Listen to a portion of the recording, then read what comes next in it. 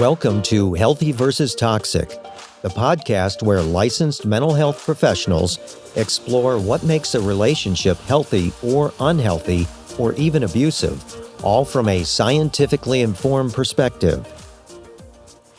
Hello, this is Dr. Grande. Today's question is, what is the difference between positive and negative reinforcement and positive and negative punishment? Now, oftentimes when reading about these concepts of reinforcement and punishment, we see positive reinforcement, negative reinforcement, and then we see punishment discussed separately. But actually there are two forms, as I mentioned. There's positive and negative punishment as well. So let's go through these concepts. So I'm going to be discussing this in light of how behaviorism is often used, and reinforcement and punishment are, of course, parts of behaviorism. Behaviorism is often used when you're working with parents in order to modify the behavior of a child. Now, there are other applications for behavioral therapy, of course, but I'm going to be using this example throughout the positive and negative reinforcement and punishment discussion. So let's look at first the words positive and negative. The easy way to remember how these differ would be the concept of adding something, that's positive, or removing something, that's negative. And when we think of reinforcement, we can think of this as increasing the probability of a targeted behavior, and punishment as decreasing the probability of a targeted behavior. So now we just need to put these combinations together. So looking at positive reinforcement, that would be adding something after a desired behavior was performed. So let's use the example of trying to convince a child to complete homework after school. A positive reinforcer in this example could be after the homework is complete, they can have ice cream, right? That's a positive reinforcer. You're adding something, the ice cream, and it's a reinforcement because you're trying to encourage a specific behavior to occur. You're trying to increase the probability of a specific behavior occurring. Now, to give you an example of negative reinforcement with that same scenario, again, you have a child and you're wanting that child to complete homework. A negative reinforcement would be to say, well, you're going to stay at the, say, kitchen table. That's where they're completing the homework. You're going to stay at the kitchen table until the homework is completed.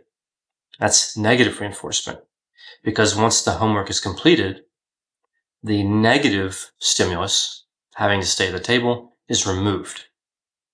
So let's look at punishment. So again, punishment tries to decrease the probability of a targeted behavior.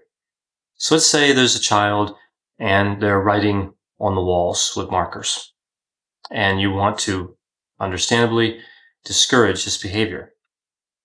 A positive punishment would be to add something after the negative behavior occurs, after the undesirable behavior occurs. So, for example, they write on the walls with markers, they have to stand in the corner for 10 minutes, whatever the time frame is. You've added that. You're adding that punishment. Standing in the corner is not something that would normally happen. You're adding that. That's a positive punishment. A negative punishment would be removing something. So a child writes on the walls with markers, and you take away for that evening or for a week or whatever their favorite toy. So now you've removed their favorite toy. You've removed something that they want. That's negative punishment. So there's a bit of debate around using the terms positive and negative when talking about reinforcement and punishment. I think most would agree that there's a clear distinction between a reinforcer and a punishment. Again, a reinforcement increases the probability of a behavior, and a punishment decreases the probability of a behavior. But when it comes to the terms positive and negative, it becomes a little harder to draw that distinction. And some would argue that you can't really draw that distinction at all. So let's use the example of a child completing homework or not completing homework, and parents trying to encourage that behavior to occur. So in a situation where you have the negative reinforcement, where the child just sits at the table until the homework is done. You could also make an argument there that being set free from the table to go play in the house or outside is a reward. So you have the removal of something unpleasant, being stuck at the table, and you have the addition of something pleasant. So really, with that example I used of negative reinforcement, you could make a case that there's both negative and positive reinforcement. In a sense, you could make the same argument with the positive reinforcement example of ice cream. So when the child is working on the homework, they're in a state where there is no ice cream. And when they're completed the homework, it's added. So in a sense, it's unavailable before and it's available after.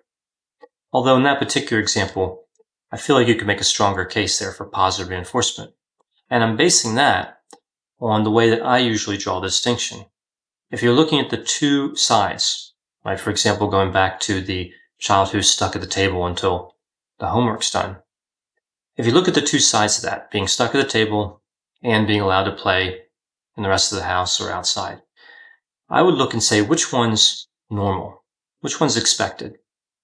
I think in that example, it's pretty clear that most children, when coming home from school, you would expect have some freedom to play inside the house, and depending on circumstances, maybe outside the house. So that would be the normal state. Therefore, that child being stuck at the table until their homework is complete is an abnormal state. So I would argue that that's negative reinforcement because that's the more unusual state. So what's more effective, reinforcement or punishment? Whether working with positive or negative, typically, reinforcement is considered more effective than punishment. Now, again, there's a lot of situations where that may not be the case. It depends on the parents, depends on the child and the circumstances. But typically, we find the use of reinforcement is more effective than the use of punishment. Thanks for listening. This has been a production of Ars Longa Media. The producers for this show are Christopher Breitigan and Madison Linden. The executive producer is Dr. Patrick Beeman. For more content, please visit our website at arslonga.media. To leave feedback or suggestions, send an email to info@arslonga.media. To find more content from Dr. Grande, including a link to his YouTube channel and his other Ars Longa podcasts, visit our website at arslonga.media. This podcast is intended for informational purposes only and should not be construed as medical or mental health advice. Ars Longa, Vita Brevis.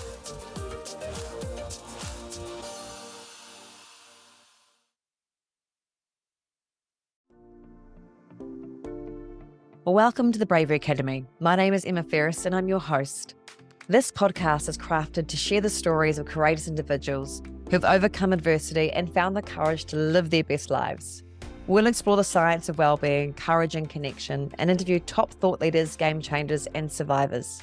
It is from these stories that we learn what resilience is, how to heal, how to recover, and how to be brave. Hi there, I'm Heather Drago. And I'm Sarah Saunders. We host the podcast, That's a Hard No, about saying no and setting boundaries. So you can become that true and empowered you that this world needs. Saying no isn't just okay. It's the key to living an authentic, fulfilling life. I'm a licensed professional clinical counselor. So while this podcast is in no way a replacement for one-on-one therapy, I suppose I know what I'm talking about. I'd say so. We talk about learning to say no and set healthy boundaries and how it impacts mental health, physical health, relationships, parenthood, and more. Subscribe wherever you get your podcasts and visit our website, hardnopodcast.com. We're here to help you find your no and say it unapologetically. That's a hard no.